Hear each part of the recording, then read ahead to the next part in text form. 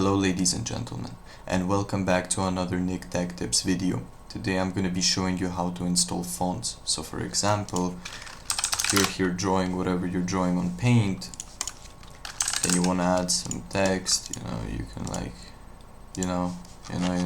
like it's not there, So I'm going to show you how to fix that issue. So I want to download, Oh no, I dropped my glasses. I hope no one claps my fucking cheeks when I bend over to... Yeah, so anyways, I want to download Paco, the font download. And you can go on DaFont, that's the website I normally use. Not sponsored or anything.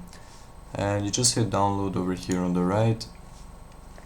Download this, extract it, then open the file, click not on the readme, because I'm illiterate, I cannot read, and you click install. And now if we go to Paint, and we go and add some text, should have Pakota right here. Yeah, so thank you guys for watching, and I'll see you in the next tech tip.